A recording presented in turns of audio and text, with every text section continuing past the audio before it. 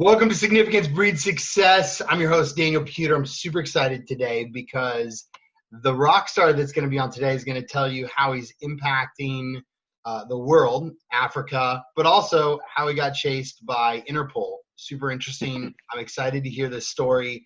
Wrote a book, building businesses. Marek Zmyslowski is a rock star. He's in Spain right now. Thank you for joining us, brother. Appreciate you. Such a great pleasure to be here. Thanks for having me. Hi everyone. Hey, so you know Jake up above. Jake is biz dev for us. Yeah. Hi Daniel. Hi Jacob. So let me ask you, just right off the top, what was the feeling when you knew that you were being chased by Interpol? The first one was you feel numb. You just feel numb. You just sit down and you just don't know what's happening. It's like going through 4 stages of grievance in one night, because I was put into a jail cell essentially, and it was really a shock to me. Then I started connecting the dots. I can tell you more about how the history has developed, but the best way to explain this is like a accelerated grief, because when someone dies in your family, first you can't believe it, then you get super angry. Then you get kind of like depressed, and nothing makes sense anymore. And then you start rebuilding from there. It usually takes months when someone dies in your family. But this was like one night, and I went exactly through those 4 stages. And then I had a psychotherapist later when everything finished, and he made me realize that that's basically how you deal with very, very painful information. Doesn't matter if it's death or realizing that your life might be about to end. So in some shape or form. Where did they pick you up? Was it your house? Was it your business? So that was at the airport, because when you travel in European Union, you barely show your passport, right? Because the borders are open. But I was traveling from Poland to UK, and that was outside Schengen zone, which forces you to show the passport. And when they checked my passport in the system, that's where it came out. And that's where they told me that actually I have been officially wanted already for a couple of weeks. I just didn't know that because I wasn't moving between borders with checking my passport, because I was between Spain and Poland and so on. And so I didn't even know. So they immediately took me to a jail cell at the airport, which was the worst feeling ever, because they stop you in the middle of a busy airport. They come to you like 4 big guys, and then they put your hands into handcuffs. And 5 minutes ago I was this business traveler with my suitcase and my business jacket, and now I'm being escorted through the airport with handcuffs on. And the look on the people's faces, I can't forget this. And and then they just put me to another jail, and that's where the story started. Wow. I was falsely arrested when I was in my 20s for protein powder. Oh, really? For protein powder? Dude. Yeah, everybody goes, sure it was protein powder. So I feel you. I feel some pain on that, because I probably went through those 4 stages, but I was like, I'm not guilty. They pulled me over for a broken taillight. Yeah. And I actually didn't pay a ticket from like 3 years ago, which I had no clue, because I moved twice. Yeah. And I should have updated my driver's license. That's why they tell you to update your driver's license, but I didn't. Yeah. And so I had a restricted license, and I got pulled over, and they said, "Can we search your car?" And I said, "Sure, why not?" Knowing in America you say absolutely not. Yeah. Because I'm a deputy sheriff now, so Oh, really? Okay, now you know better. So it's interesting on. So they found some of my workout protein powder, and I had a fight in 5 days. I was a pro fighter at the time, and they arrested me for protein powder and said it was possession of crystal meth. And so they assumed it's meth. Okay, I got you. And then they tested it twice in one of those little shaker tests. Yeah. And I'm like, I didn't know what color it's supposed to turn, but it was turning yellow, which was not the color it was supposed to turn, that I found out later. Okay. And then they took me 9 months to go to 3 court appearances to get them to go send it out to the Third lab, yeah. third party location lab to test it, and it came back negative, obviously. And then they were like, "Oh, it came back negative. Your case is dismissed." I'm like, "Oh my gosh, this is freaking insane." So I've been falsely arrested, but not only that, is they falsely said in the police report that it was drugs and it tested positive. Yeah. So they lied in the police report. So people always ask me, how can you be a deputy sheriff, or like, why do you do that? And I'm like, because somebody needs to stand up for people, and we need to build a better brand. I think that so I don't know much about you, but now from what I hear is that going back to the police with the experience you have, that's exactly what should happen, because I think most of the conflicts happen because people are just so detached from understanding the other side, where the other side is coming from. Yeah, I get you. Yeah, and I was arrested again when I was 16 for beating somebody up. That was more of a. That's how I became a fighter. So it actually was a blessing, but I had a lot of pain. So totally different story from you being arrested. But I figured I'd throw in my arrest too. So. And you definitely know what I'm talking about. Yeah. How long did it take you to, like, how does that court system work? Because that's like Interpol's, like, our FBI, CIA kind of thing. Like, what was the process on that? Yeah. So, well, in my case also, it was the whole arrest warrant was coming from Nigeria, and it was clearly bribed. It was faked. But when it's already in the Interpol system, it's a little bit like Facebook, yeah? Imagine someone posts a video of you. They don't have the right to do that, but they don't want to take it down. I mean, good luck going to Facebook and appealing, yeah? You know how long it can take.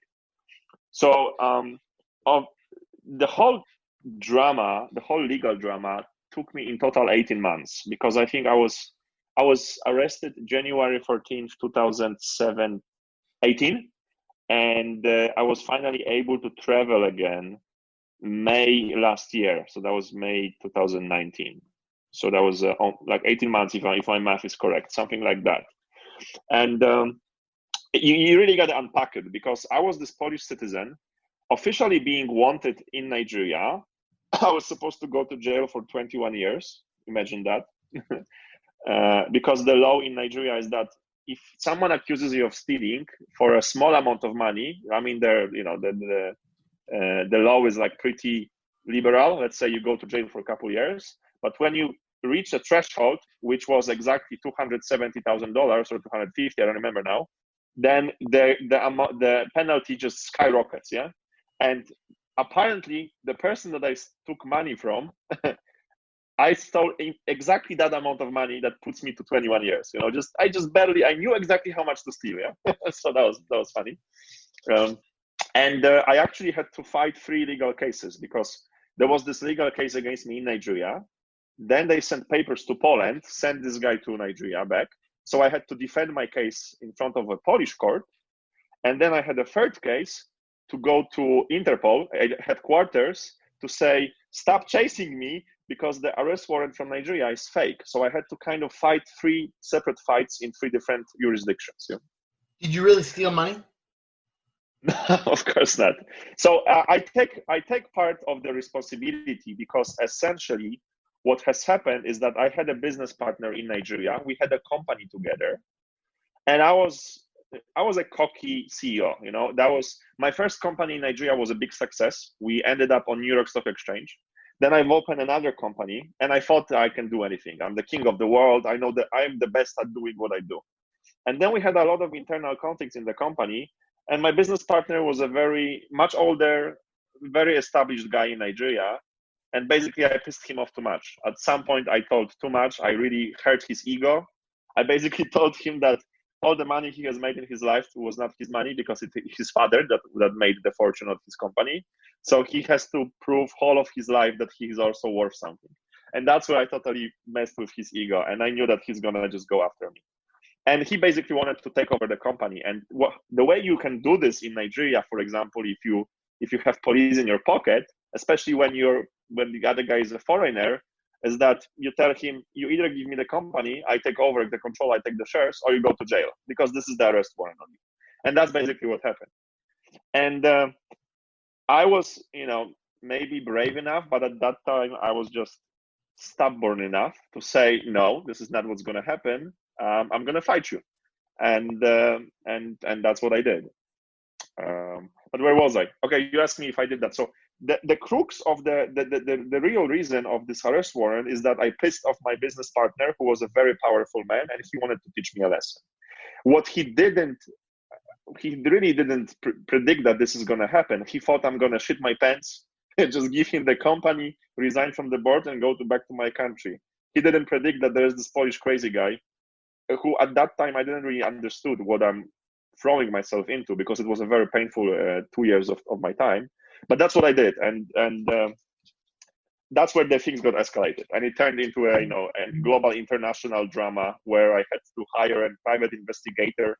I would go to meetings with those people, and I would have those undercover microphones below my shirt. So because I had to collect evidence that I didn't steal any money, that it was all part of a blackmail to get my company.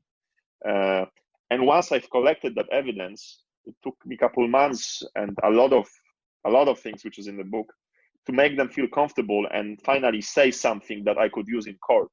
That's where the breakthrough came from. Wow. So what's crazy is, so my second dad, he's like a mentor, but he's super close to me. When he was in it's probably about 50, 55, he was a business partner in a business, and they had multiple of these businesses. It's like a franchise setup. Yeah. And one day he gets a call from one of the locations, and they say, hey, we need you to transfer X amount of dollars in. We don't have any money in the bank. And he's like, what? He's like, we have plenty of money in the bank. They're like, no. Okay. So he goes and checks the accounts. Every one of the accounts are drained in every single business. So at 55 years old, he learned a big lesson of watch out who you partner with, because some people don't do what they say they're going to do, and they got big egos and they go spend money. What the other guy, the business owner, was, so the problem he did is he was responsible. He didn't own shares. He owned ownership in it.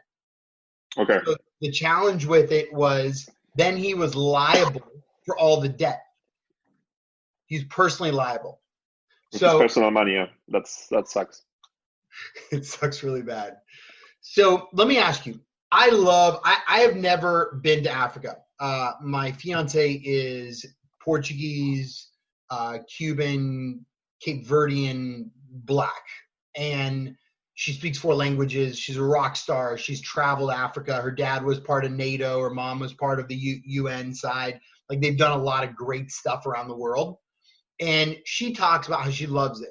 Yeah. And then another contact that I've built a relationship a little bit with over the last few years, he's the crown prince of the Zulu tribe, and that's South Africa. Yeah. The next double heir to Swaziland and to Zulu. Yeah. And so it's interesting to see Shaka Zulu, the history of Africa, seeing, what has become, maybe a little bit about China, how they've, how countries are going over there investing, or, mineral rights and a lot of dynamics. Yeah. So where Africa is such it's beautiful. Like, I've seen pictures and video. Where is it going to go in the next, 20 years? And is it really the next Silicon Valley, like Silicon Valley is to America? Is Cape Island, Cape Town or South Africa the next, Silicon Valley? No, I don't think so. You can't replicate what was in Silicon Valley. I mean, that Silicon Valley was a mixture of many things at once: old money, great location, a lot of talent, and so on and so on. You can build something which can be a Silicon Valley 2.0, like another version of it, which doesn't mean it's going to be better, but it's never going to be the next Silicon Valley, because that time of crazy growth in the technology space is gone. You can't really speak about the future of Africa without acknowledging the change in the forces that shape the global policy. I mean, we have seen the the reign of the West for the last, let's just say, 50 or 60 years after the Second World War. And it's clear to see now that